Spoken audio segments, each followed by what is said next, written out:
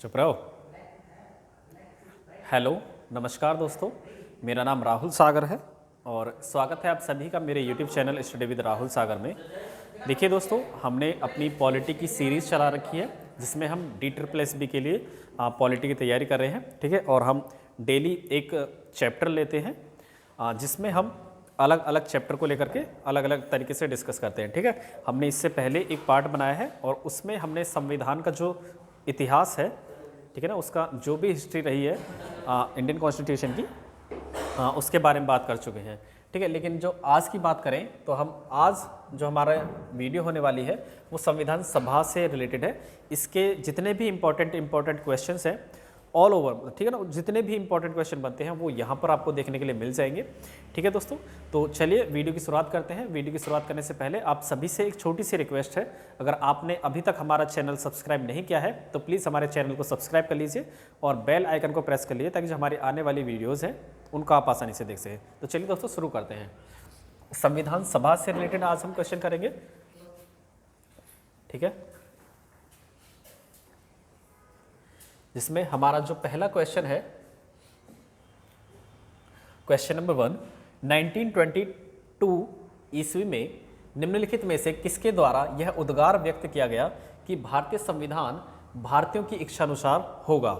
Option number A Mahatma Gandhi, option number B Motilal Nehru, option number C Gopal Krishna Gokhale या फिर option number D बाल गंगाधर तिलक। तो ये जो 1922 में यह उद्गार किसके द्वारा व्यक्त किया गया था? ये थे महात्मा गांधी जी। तो इसका जो ऑप्शन नंबर ए है वो सही आंसर हो जाएगा, क्योंकि 1922 में इनके द्वारा ही कहा गया था कि भारतीय संविधान जो है वो भारतीयों की इच्छानुसार होना चाहिए। ठीक है, उसके बाद जो हमारा अगला क्वेश्चन है, अगला क्वेश्चन है क्वेश्चन नंबर 2, 1924 में 1924 में किसके द्वारा ब्रिटिश सरकार से यह मांग की गई कि भारतीय संविधान के निर्माण के लिए संविधान सभा का गठन किया जाए?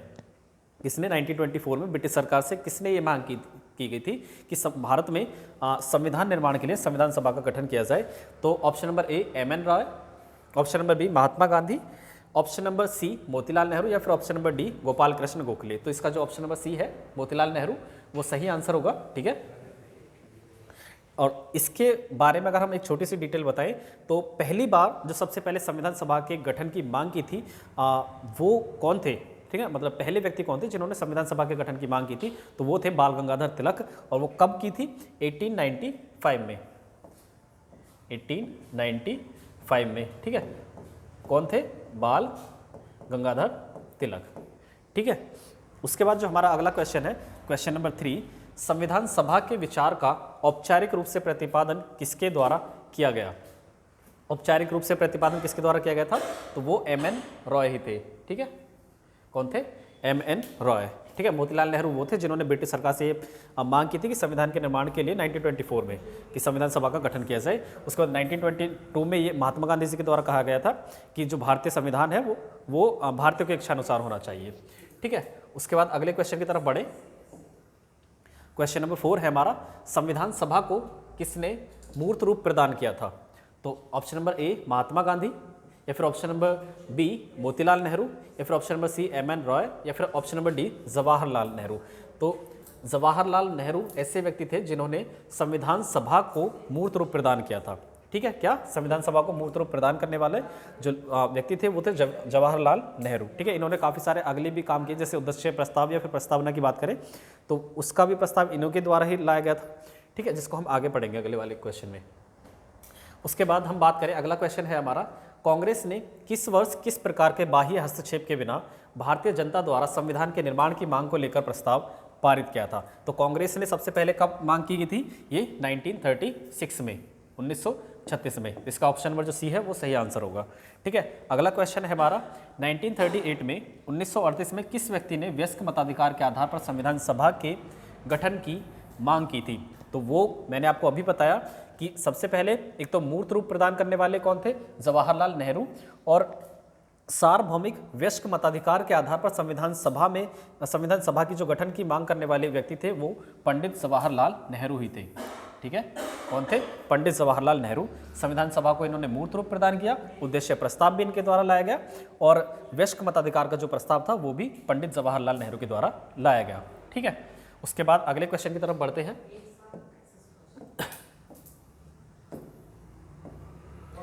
अगला क्वेश्चन है हमारा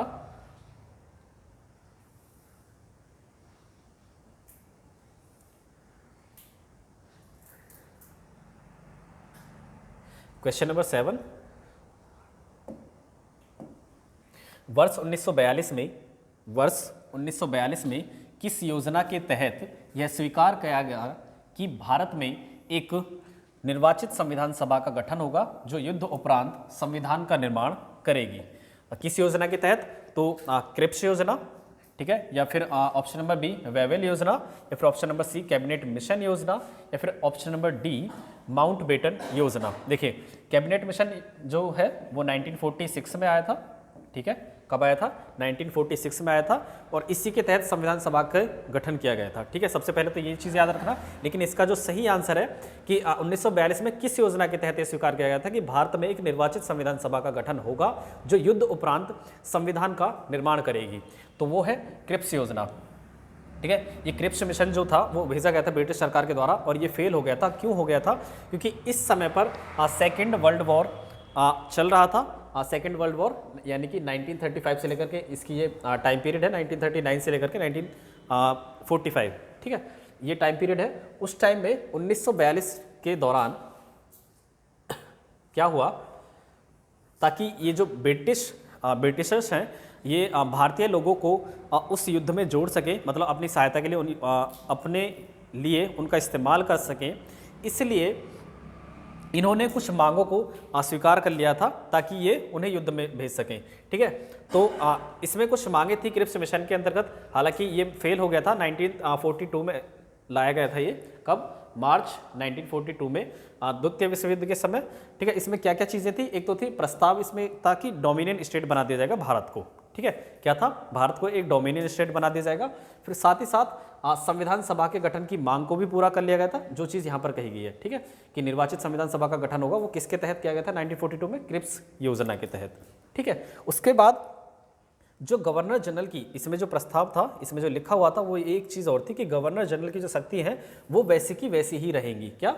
जो गवर्नर जनरल था उस टाइम पर हुआ करता था भारत का, तो उसकी जो शक्ति है वो वैसी की वैसी रहेंगी, लेकिन जो संविधान सभा का गठन हो जाएगा, ठीक है, और साथ ही साथ भारत एक डोमिनियन स्टेट बन जाएगा, ठीक है ना। तो ये एक दोहरी व्यवस्था थी इनके द्वारा, जो बाद में ये फेल हो गया था क्रिप्स मिशन, ठीक है। उसके बाद हम अगले क्वेश्चन की तरफ बढ़े, तो अगला क्वेश्चन हमारा क्वेश्चन नंबर 8, ठीक है। संविधान सभा के गठन की मांग सर्वप्रथम 1895 में किसके द्वारा की गई थी? तो मैंने आपको बताया है पहले कि 1895 में बाल गंगाधर तिलक ऐसे व्यक्ति थे जिन्होंने सबसे पहले संविधान सभा के गठन की मांग की थी, ठीक है। उसके बाद आगे बढ़े, तो अगला क्वेश्चन है हमारा क्वेश्चन नंबर 9। भारत की संविधान सभा गठित करने का आधार क्या था? ऑप्शन नंबर ए भारतीय राष्ट्रीय कांग्रेस का प्रस्ताव, option number B cabinet mission 1946, या फिर ऑप्शन नंबर सी भारतीय स्वतंत्रता अधिनियम 1947, या फिर ऑप्शन नंबर डी भारतीय डोमिनियन के प्रांतीय राज्य विधानमंडल के प्रस्ताव। देखिए जो कैबिनेट मिशन था 1946, इसी के तहत भारत में संविधान सभा को गठन करने की मांग, मतलब संविधान सभा का गठन किया गया था, किसके तहत? कैबिनेट मिशन 1946 में जो आया था, ठीक है। इसी मिशन के तहत एक निर्वाचित इलेक्टेड कॉन्स्टिट्यूशनल असेंबली को लाया गया था, ठीक है, किसके तहत? Cabinet mission plan 1946। उसके बाद अगला क्वेश्चन हमारा क्वेश्चन नंबर 10, भारत की संविधान सभा किसके द्वारा गठित की गई थी? तो मैंने आपको अभी बताया वही है कि कैबिनेट मिशन 1946 के तहत, किसके तहत? कैबिनेट मिशन 1946 के तहत, ठीक है। उसके बाद अगले क्वेश्चन की तरफ अगर हम बढ़ें,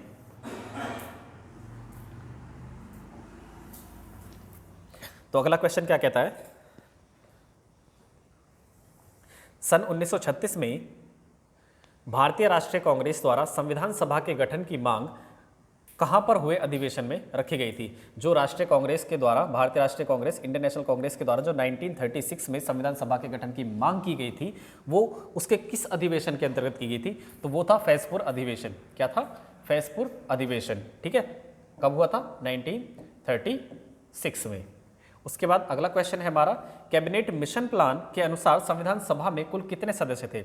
जो कब आया था कैबिनेट मिशन प्लान, मैंने आपको अभी बताया कि 1946 के तहत संविधान सभा के गठन की मांग, संविधान सभा का गठन किया गया था। और इसमें इस योजना के तहत संविधान सभा में कुल कितने सदस्यों को मान्यता दी गई थी, तो वो थे कुल 389 सदस्य। कितने थे? 389 सदस्य थे, ठीक है। और इनमें से भी कुछ सदस्य बटे हुए थे, जैसे 292 जो थे वो ब्रिटिश प्रांतों से थे, ठीक है। मतलब जब संविधान सभा का गठन किया गया तो कुल 389 सदस्य इसके लिए रखे गए थे, और जिनमें से 292 कहाँ से थे? ब्रिटिश प्रांतों से।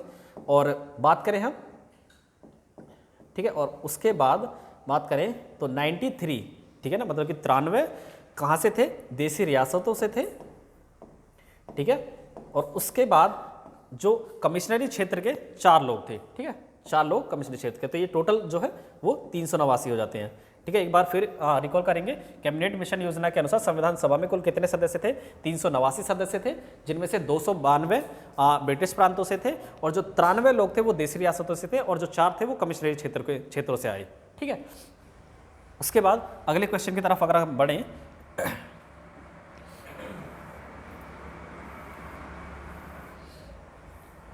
क्वेश्चन नंबर जो 13 है हमारा,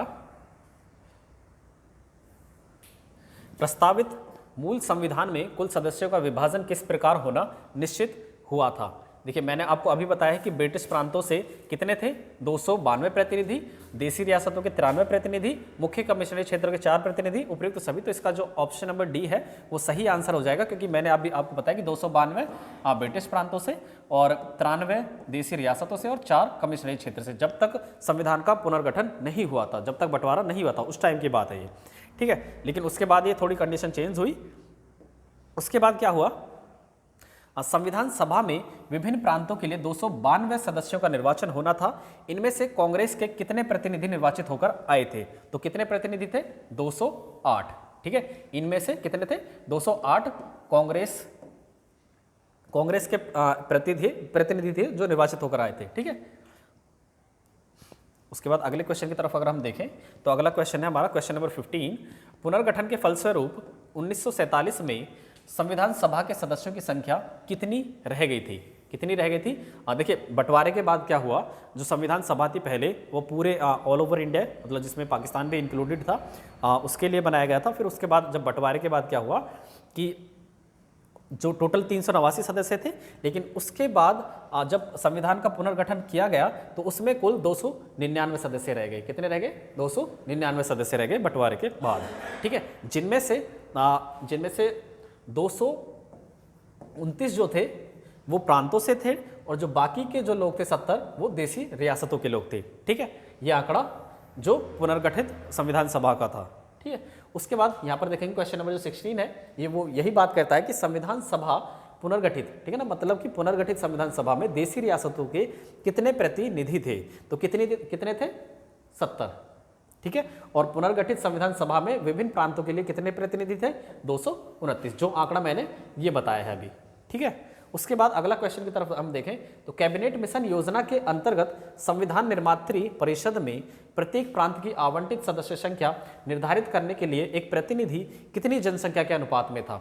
8 लाख व्यक्ति, ऑप्शन नंबर ए 8 लाख व्यक्ति, या फिर ऑप्शन नंबर बी 10 लाख व्यक्ति, या फिर ऑप्शन नंबर सी 12 लाख व्यक्ति, या फिर ऑप्शन नंबर डी 15 लाख व्यक्ति। तो इसका जो सही आंसर है वो 10 लाख व्यक्ति पर था, ठीक है। एक प्रतिनिधि कितने लोगों पर था? 10 लाख व्यक्ति पर, ठीक है। ऑप्शन नंबर बी इसका सही आंसर होगा।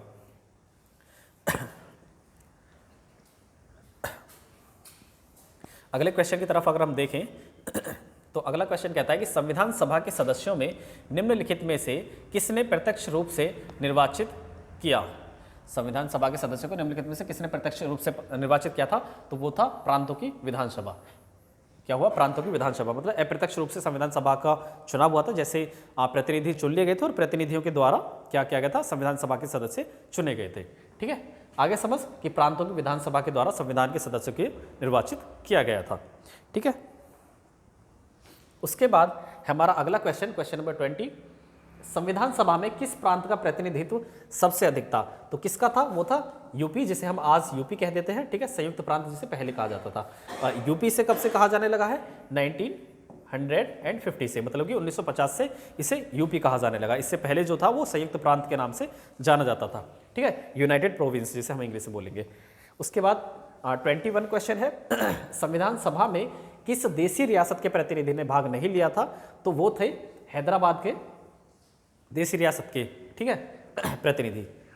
कहाँ के थे? देशी रियासत। तो जो इसका सही आंसर होगा वो ऑप्शन नंबर सी हो जाएगा, ठीक है। बी आर अम्बेडकर, अगला क्वेश्चन हमारा, बी आर अम्बेडकर का संविधान सभा में निर्वाचन हुआ था, मतलब कौन सी कॉन्स्टिट्यूएंसी से? तो पश्चिम बंगाल से, option number B Mumbai presidency से, या फिर ऑप्शन नंबर सी तत्कालीन मध्य भारत से, या फिर पंजाब से। तो उनका बी आर अम्बेडकर का जो संविधान सभा में निर्वाचन हुआ था वो कहाँ से इलेक्टेड होकर आए थे? पश्चिम बंगाल से, ठीक है, वेस्ट बंगाल से। उसके बाद अगले क्वेश्चन की तरफ अगर हम देखें तो क्वेश्चन नंबर 23, मुस्लिम लीग ने किस कारण संविधान सभा का बहिष्कार किया? ऑप्शन नंबर ए, क्या मुस्लिम लीग संविधान सभा का अध्यक्ष किसी मुसलमान को बनाना चाहता था? या फिर ऑप्शन नंबर बी, मुस्लिम लीग को संविधान सभा के उचित प्रतिनिधित्व नहीं मिला था उसमें? या फिर ऑप्शन नंबर सी, मुस्लिम लीग मुस्लिमों के लिए एक अलग संविधान सभा चाहता था? तो इसका जो सही आंसर है वो ऑप्शन नंबर डी है, क्योंकि जो मुस्लिम लीग था वो मुस्लिमों के लिए एक अलग संविधान चाहता था, ठीक है, ये हो गया। उसके बाद अगला क्वेश्चन है हमारा 24, जिसमें संविधान सभा का चुनाव निम्नलिखित में से किस आधार पर हुआ था? किस आधार पर हुआ था संविधान सभा का चुनाव? मैंने आपको बताया कि वर्गीय मताधिकार के आधार पर, ठीक है। उसके बाद अगला क्वेश्चन, संविधान सभा के सदस्य प्रतिनिधि थे जनता द्वारा प्रत्यक्ष रूप से निर्वाचित, या फिर जनता द्वारा अप्रत्यक्ष रूप से निर्वाचित, या फिर गवर्नर जनरल द्वारा मनोनीत, या फिर कांग्रेस और मुस्लिम लीग द्वारा नामांकित? मैंने आपको बताया है कि अभी थोड़ी देर पहले एक क्वेश्चन आया था कि संविधान सभा के जो सदस्य थे वो किस इलेक्शन के प्रोसेस के बेस पर इलेक्टेड हुए थे?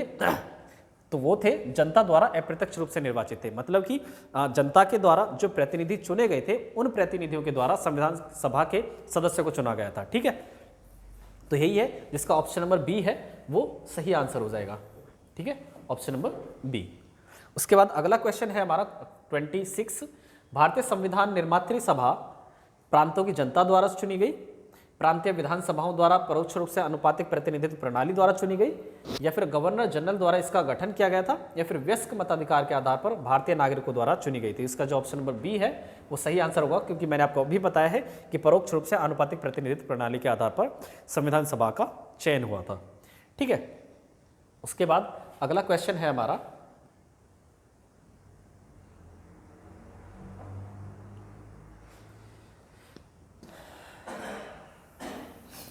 भारतीय संविधान को किसने बनाया था? ऑप्शन नंबर ए, संविधान सभा ने, ऑप्शन नंबर बी, ब्रिटिश संसद ने, ऑप्शन नंबर सी, भारतीय संसद ने, या फिर option number D, governor general ने?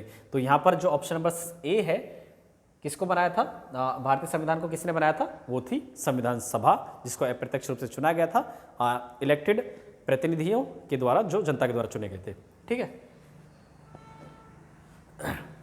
उसके बाद जो हमारा अगला क्वेश्चन है 28, देखिए यहाँ पर देख सकते हैं आप, संविधान सभा के चुनाव कब संपन्न हुए थे?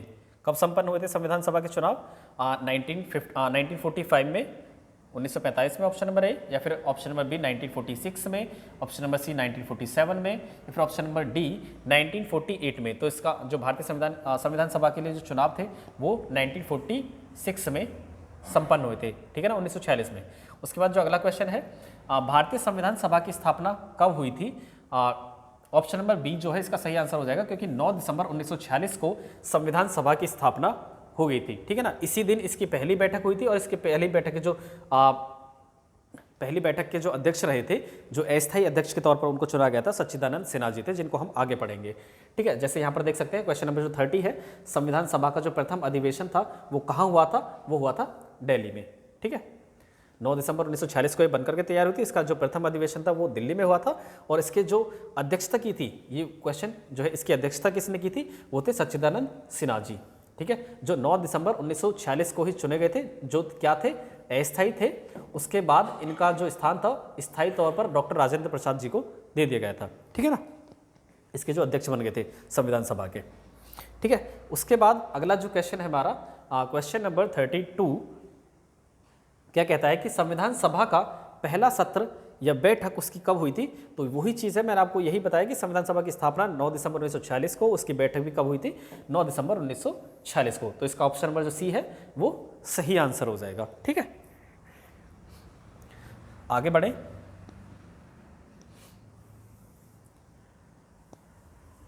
क्वेश्चन नंबर 33,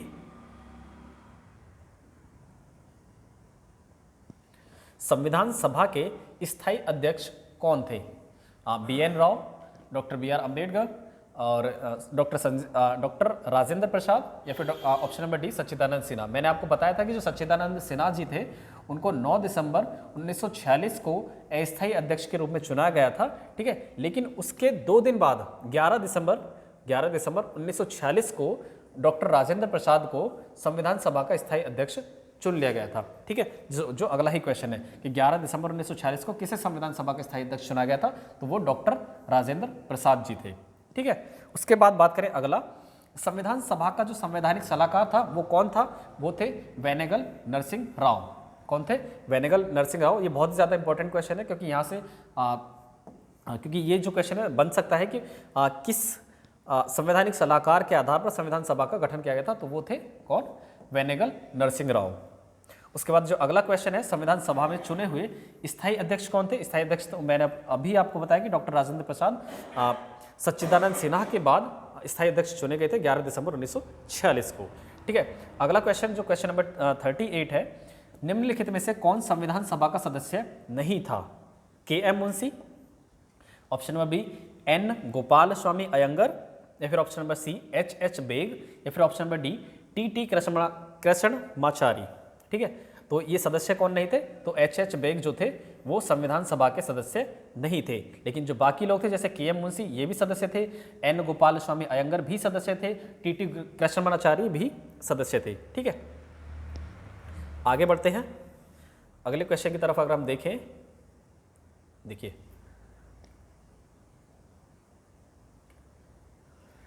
क्वेश्चन नंबर 39, संविधान सभा के विभिन्न पहलुओं के अध्ययन के लिए संविधान सभा में कितनी समितियां नियुक्त की गई थी? तो कितनी समितियां थी? कुल 13 समिति थी। ठीक है, जिनमें से इंपॉर्टेंट प्रारूप समिति है, तदर्थ समिति है, और जिसके बारे में एक राष्ट्रीय ध्वज से रिलेटेड है वो भी है। ठीक है, जिसके बारे में हम आगे बात करेंगे, लेकिन यहाँ पर इंपॉर्टेंट चीज़ ये है कि संविधान सभा के लिए मतलब अलग अलग पहलुओं के लिए, अलग अलग एस्पेक्ट के अध्ययन के लिए कितनी समितियां बनाई गई थी? तो वो थी 13। ठीक है, 13। तो इसका ऑप्शन नंबर जो सी है वो सही आंसर हो जाएगा।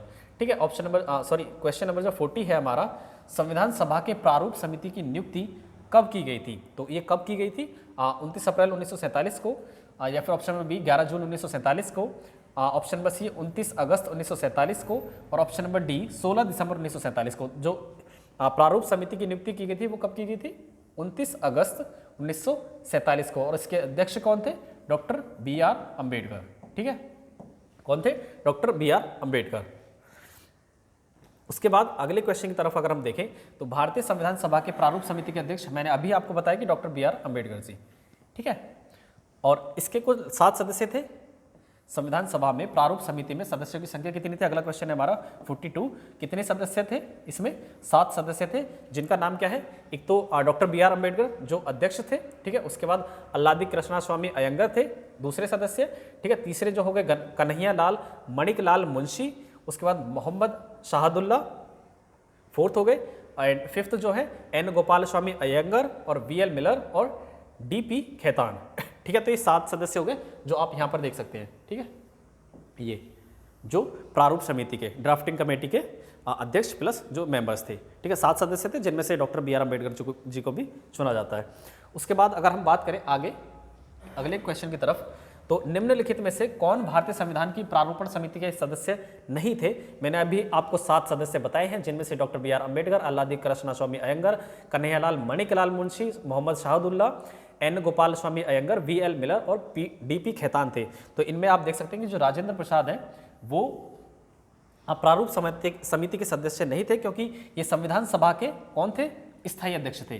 कौन थे? स्थायी अध्यक्ष थे, जिन्हें कब बनाया गया था? सच्चिदानंद सिन्हा जी को स्थायी अध्यक्ष के तौर पर जब चुना गया था, उनके बाद डॉक्टर राजेंद्र प्रसाद को संविधान सभा का अध्यक्ष बनाया गया था।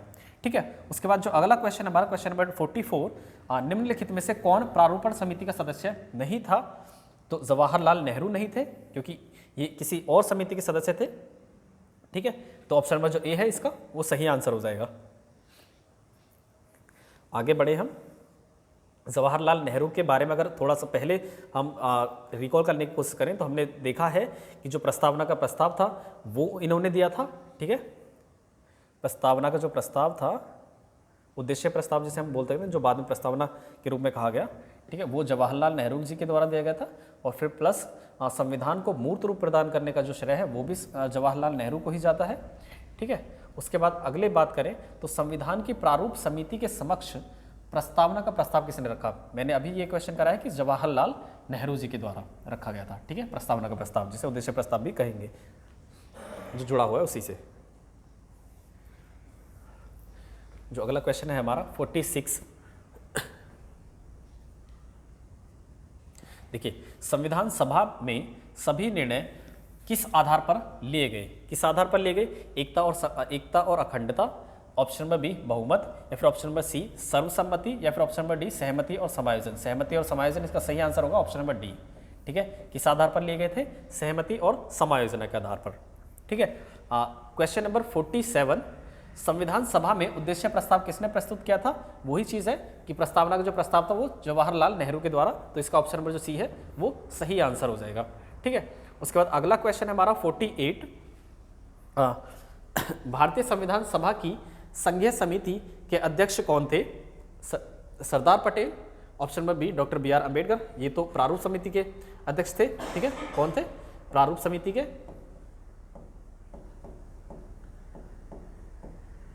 लेकिन उसके बाद अल्लादी कृष्ण स्वामी अयंगर, ये भी नहीं थे। पंडित जवाहरलाल नेहरू किस समिति के अध्यक्ष थे? संघीय शक्ति समिति के अध्यक्ष, ठीक है। प्रस्तावना का प्रस्ताव इन्होंने दिया, संविधान को मूर्त रूप भी प्रदान इन्होंने किया, ठीक है। उसके बाद जो क्वेश्चन नंबर 49 है, भारतीय संविधान को अपनाया गया था किसके द्वारा? संविधान सभा के द्वारा, गवर्नर जनरल के द्वारा, ऑप्शन नंबर सी ब्रिटिश संसद के द्वारा, या फिर ऑप्शन नंबर डी भारतीय संसद के द्वारा। तो इसका जो ऑप्शन नंबर ए है वो सही आंसर होगा, क्योंकि भारतीय संविधान को भारतीय लोगों के द्वारा, भारतीय संविधान सभा के द्वारा ही अपनाया गया था, ठीक है। उसके बाद जो अगला क्वेश्चन है हमारा, भारत को एक संविधान देने का प्रस्ताव संविधान सभा द्वारा पारित किया गया था। तो ये कब पारित किया गया था? ये किया गया था जनवरी 22, 1947 को। तो ऑप्शन नंबर जो बी है इसका सही और सटीक आंसर होगा, ठीक है। अगला क्वेश्चन 51, संविधान निर्मात्री सभा में राष्ट्र ध्वज संबंधी तदर्थ समिति के अध्यक्ष कौन थे? तो वो थे डॉक्टर राजेंद्र प्रसाद जी। कौन थे? Doctor Rajendra Prasad ji. Option number जो ए है वो इसका सही आंसर होगा, जो हमारी भारतीय संविधान सभा के स्थायी अध्यक्ष भी थे। कौन थे? स्थायी अध्यक्ष के साथ साथ वो राष्ट्रीय ध्वज संबंधी जो तदर्थ समिति थी उसके अध्यक्ष भी थे, ठीक है। आगे चलें।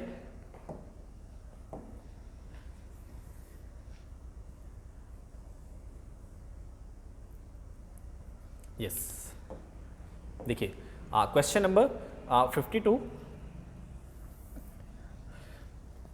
राष्ट्रीय झंडे की अभिकल्पना को भारत के संविधान में ग्रहण किया गया था जुलाई 1948 में, ऑप्शन नंबर बी जुलाई 1950 में, जुलाई 1947 में, या फिर अगस्त 1947 में। तो ये जुलाई 1947 में राष्ट्रीय झंडे की जो अभिकल्पना थी इसको भारत के संविधान में ग्रहण किया गया था संविधान सभा में, ठीक है। उसके बाद जो अगला क्वेश्चन है क्वेश्चन नंबर 53, भारत की संविधान सभा ने किस तिथि को राष्ट्रीय ध्वज को अपनाया था? तो वो था, ये तो डेट आप सभी को पता होगा कि 22 जुलाई 1947 को इसे अपनाया गया था। कब? 22 जुलाई 1947, ठीक है। अगला क्वेश्चन 54, संविधान सभा ने संविधान को अंतिम रूप से किस दिन पारित किया था? देखिए दो डेट है इसके बारे में। संविधान सभा अगर ऐसा आ जाए कि अधिनियमित कब किया गया था या फिर पारित कब किया गया था, ठीक है ना, तो आपको क्या देखना है कि 26 नवंबर 1949 को पूरा बनकर के ये तैयार हुआ था, ठीक है। अधिनियमित वर्ड आ जाए, अंगीकृत वर्ड आ जाए, ठीक है, हाँ ये अधिग्रहित और वो अधिनियमित आ जाए, ठीक है। तो 26 नवंबर 1949 आपको ये डेट पता होनी चाहिए कि अधिनियमित हुआ था, पूरा बनकर के तैयार हुआ था, ठीक है। उसके बाद जो ये लागू किया गया था, जो लागू करने की डेट है वो 26 जनवरी 1950 है। कब है? 26 जनवरी 1950 को ये लागू हुआ था, ठीक है, ये चीज़ याद रखना। लागू 26 जनवरी 1950 को, लेकिन अंगीकृत वर्ड आ जाए क्या,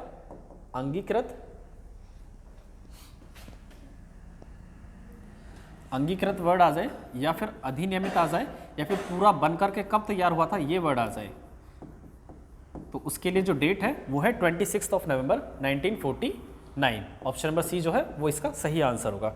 ठीक है, संविधान सभा, अगला क्वेश्चन हमारा, संविधान सभा अंतिम रूप से किस दिन आखिरी बार मिली थी, तो वो थी 24 जनवरी 1950 को, संविधान को लागू होने से 2 दिन पहले। कब मिली थी, ऑप्शन नंबर जो सी है इसका सही आंसर होगा 24 जनवरी 1950 को। ठीक है, ऑप्शन नंबर क्वेश्चन नंबर जो 56 है, भारतीय संविधान सभा के कितने उपस्थित सदस्यों ने संविधान सभा पर हस्ताक्षर किए थे, तो वो थे टोटल 284। आपको सदस्यों की संख्या पता होगी कि मैंने कितने सदस्य बताए थे, 299। ठीक है, 299 थे, जिसमें से अलग अलग प्रांतों से कितने थे, 229 पुनर्गठित के हैं ये। ठीक है, उससे पहले के तो अलग थे। ठीक है, उसके बाद जो देशी रियासतों से थे वो थे 70, तो टोटल मिलाकर के ये 299 हो गए। पहले जो थे वो 389 थे, जब तक देश का बंटवारा नहीं हुआ था। ठीक है, उसके बाद बात करें क्वेश्चन नंबर जो 57 है, संविधान सभा द्वारा अंतिम रूप से पारित संविधान में कुल कितने अनुच्छेद और अनुसूचियां थी, मतलब मूल संविधान में हमारे में कितने अनुच्छेद, कितने आर्टिकल्स और कितने स्केड्यूल्स थे। ठीक है, तो वो है ऑप्शन नंबर सी 395। ठीक है, कितने थे, 395 अनुच्छेद और 8 अनुसूचियां। ठीक है, 395 आर्टिकल और 8 स्केड्यूल्स। ठीक है, उसके बाद आगे चले,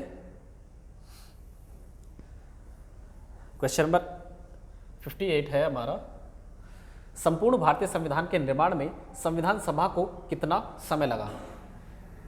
ये बहुत ज़्यादा इंपॉर्टेंट और बहुत ही ज़्यादा एक चहिता क्वेश्चन है कि भारतीय संविधान को निर्माण होने में या फिर उसे बनने में कितना समय लगा था, तो वो था 2 वर्ष 11 महीने और 18 दिन। कितने थे, 2 years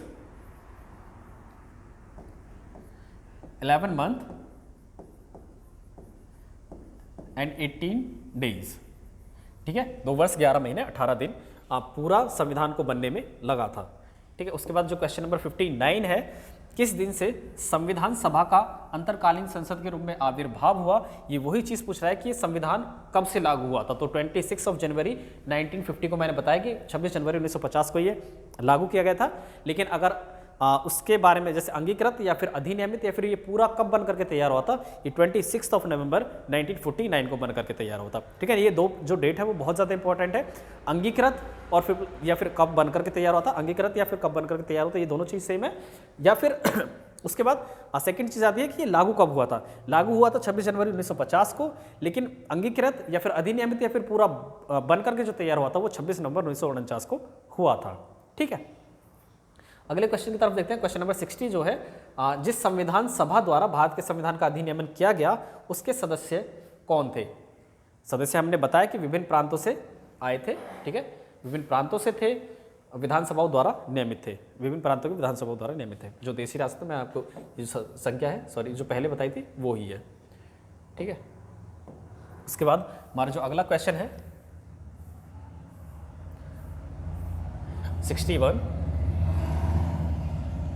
भारत के लिए संविधान सभा की रचना हेतु संविधान सभा का जो विचार था निम्नलिखित में से सर्वप्रथम किसने प्रस्तुत किया था। स्वराज पार्टी ने 1924 में, या फिर कांग्रेस पार्टी ने 1936 में, मुस्लिम लीग ने 1942 में, या फिर ऑप्शन नंबर डी सर्वदल सम्मेलन ने 1946 में। देखिए, कांग्रेस ने तो जो संविधान सभा के गठन की मांग की थी वो 1936 में की थी, ये सही है। बट जो इसका सही आंसर है कि भारत के लिए संविधान सभा की रचना हेतु संविधान सभा का जो विचार था वो सर्वप्रथम किस पार्टी ने किया था, तो वो था स्वराज पार्टी ने 1924 में। किसने किया था, तो इसका जो ऑप्शन नंबर ए है वो सही आंसर हो जाएगा। ठीक है, 1936 के बारे में अगर पूछता तो वो कांग्रेस आ जाता।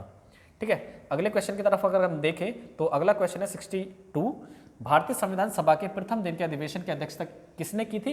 मैंने आपको बताया कि डॉक्टर सच्चिदानंद सिन्हा, जिन्हें अस्थायी अध्यक्ष के रूप में चुना गया था। उसके बाद में 2 दिन बाद 9 दिसंबर 1946 को सच्चिदानंद सिन्हा जी को चुनाया गया था अस्थायी अध्यक्ष के तौर पर। फिर उसके बाद 2 दिन बाद 11 दिसंबर 1946 को डॉक्टर राजेंद्र प्रसाद को अस्थायी अध्यक्ष बना दिया गया था संविधान सभा का। ठीक है, उसके बाद हमारा जो अगला क्वेश्चन है क्वेश्चन नंबर 63, निम्नलिखित कथनों में से कौन सा या फिर कौन से संविधान सभा के गठन के बारे में सही है? ऑप्शन नंबर ए, संविधान सभा के सदस्यों का चयन 1946 के प्रांतीय चुनावों के आधार पर किया गया था। ये सही है बिल्कुल, क्योंकि प्रांतीय चुनावों के आधार पर ही किया गया था। प्रांतों से प्रतिनिधि चुने गए थे और उन प्रतिनिधियों के माध्यम से सदस्यों को चुना गया था संविधान सभा के। ठीक है, उसके बाद देशी रियासतों के या फिर देशी राज्यों के प्रतिनिधियों को संविधान सभा में सम्मिलित नहीं किया गया था। ऐसा नहीं है, मैंने आपको पहले बताया कि 299 कुल सदस्य थे पुनर्गठित संविधान सभा में। ठीक है, जिनमें से 229 तो थे कहाँ से? अलग अलग प्रांतों से, लेकिन जो 70 लोग थे वो देशी रियासतों से ही बिलोंग करते थे। ठीक है, तो ऐसा तो नहीं है, ये गलत है ऑप्शन नंबर 2। ठीक है, अगला पढ़ते हैं जो ऑप्शन नंबर 3 है। संविधान सभा के भीतर विचार विमर्श जनता द्वारा व्यक्त की गई रायों से प्रभावित नहीं होता। तो ऐसा तो नहीं है, क्योंकि भारतीय संविधान के बारे में ये चीज़ कही जाती है कि भारत का जो संविधान है वो संविधान सभा के द्वारा बनाया गया। किसके लिए बनाया गया? लोगों के द्वारा बनाया गया, लोगों के लिए ही बनाया गया, लोग। ठीक है ना। उसके बाद जो ऑप्शन नंबर 4 है ये गलत है, ऑप्शन नंबर जो 3 है। ऑप्शन नंबर जो 4 है, सामूहिक सहभागिता का भाव उत्पन्न करने के लिए जनता से सुझाव मांगे गए थे। ये बिल्कुल सही है, क्योंकि ऑप्शन नंबर ए और 4 जो है इसका सही आंसर हो जाएगा। ठीक है, तो इसका जो सही आंसर है वो होगा ऑप्शन नंबर डी 1 और 4। ठीक है, उसके बाद क्वेश्चन नंबर 64, निम्नलिखित कथनों में से कौन सा एक सही है? वर्ष 1946 में प्रांतीय सभाओं द्वारा भारत की संविधान सभा चुनी गई थी। ये बिल्कुल है, सही है। ऑप्शन नंबर जो ए है इसका यही सही है, क्योंकि 1946 में ही प्रांतीय सभाओं द्वारा भारत की संविधान सभा चुनी गई थी।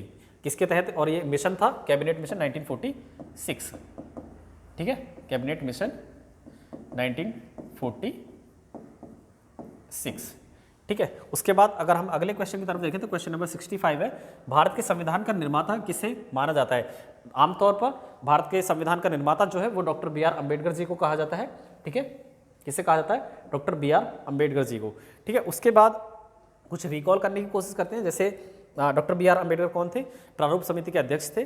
ठीक है, और कितने समय में संविधान बनकर के तैयार होता? 2 वर्ष 11 महीने 18 दिन। ठीक है, उसके बाद अगले क्वेश्चन की तरफ बढ़ते हैं हम। जो क्वेश्चन नंबर 66 है, संविधान पांडुलिखन समिति का निम्नलिखित में से कौन सदस्य नहीं था? कौन नहीं था? जो ऑप्शन नंबर बी है वो जवाहरलाल नेहरू नहीं थे। कौन नहीं थे? जवाहरलाल नेहरू नहीं थे। ठीक है, इनके बारे में भी काफ़ी सारी चीज़ें मैंने आपको बताया। उद्देश्य प्रस्ताव, प्रस्तावना का प्रस्ताव और संविधान को मूर्त रूप देने की जो जिम्मेदारी थी वो भी इन्होंने निभाई। ठीक है, तो ये जो सही आंसर होगा वो इसका ऑप्शन नंबर बी होगा। ठीक है, उसके बाद जो हमारा अगला क्वेश्चन है क्वेश्चन नंबर 67, भारत का संविधान लागू हुआ था। मैंने आपको पहले ही बता चुका हूँ कि 26 जनवरी 1950 को ये लागू हुआ था और 26 नवंबर 1949 को इसको अधिनियमित या फिर ये पूरा बनकर के तैयार हुआ था। क्या? ये पूरा बनकर के तैयार हुआ था। कब? 26 नवंबर 1949 को लागू कब हुआ था? ये 26 जनवरी 1950 को लागू हुआ था। ठीक है, अगला क्वेश्चन हमारा 68, संविधान को 26 जनवरी के दिन लागू करने का निर्णय इसलिए लिया गया क्योंकि कांग्रेस ने 1930 में स्वतंत्रता दिवस के रूप में 26 जनवरी को ही मनाया था। क्यों मनाया था? ठीक है, क्योंकि कांग्रेस ने 26 जनवरी के दिन ही लागू करने का निर्णय क्यों लिया गया था? क्योंकि 26 जनवरी 1930 में कांग्रेस ने इस दिन को स्वतंत्रता दिवस के रूप में ही मनाया था। ठीक है, 1930 की बात हो रही है, तो इसका जो ऑप्शन नंबर ए है वो सही आंसर हो जाएगा। ठीक है, अगला क्वेश्चन है हमारा क्वेश्चन नंबर 69, भारतीय संविधान सभा में महिला सदस्यों की कुल संख्या कितनी थी? देखिए यहाँ से क्वेश्चन